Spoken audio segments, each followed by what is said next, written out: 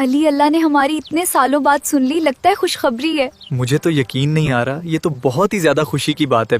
तुमने मुझे वो खुशी दी जो मेरी दूसरी बहू आयशा मुझे ना दे सकी। आपका बहुत शुक्रिया अम्मी जी।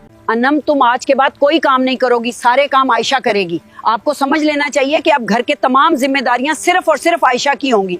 ये कैसा इंसाफ है कि सारे काम सिर्फ मैं ही करूं? अगर मेरा बच्चा नहीं हुआ तो अनु, मैं तुम्हारा बच्चा भी कभी नहीं होने दूंगी।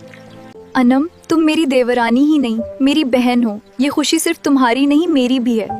हम हमेशा एक दूसरे के साथ खड़े रहेंगे। या अल्लाह, उन सब लोगों को भी औलाद अता फरमा जिनके पास औलाद नहीं है। आमीन।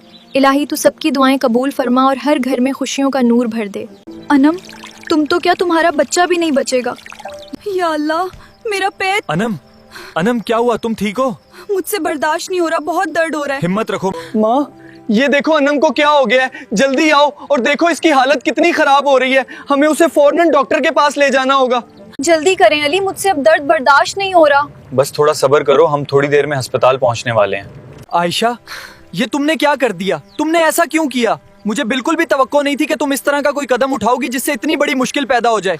अली, हमारी बेटी बिल्कुल आपकी तरह है। जी माशाल्लाह, बहुत प्यारी है। हमारी नन्ही सी परी का चेहरा देखकर तो लगता है जैसे सारी खुशियां समटकर हमारे पास आ गई। वो आयशा, ये तुमने अच्छा नहीं किया। अम्मी मुझे माफ कर दे, मुझसे बहुत बड़ी गलती हो गई है। दफा हो जाओ मेरे घर से, अब यहाँ रहने की कोई जरूरत नहीं है।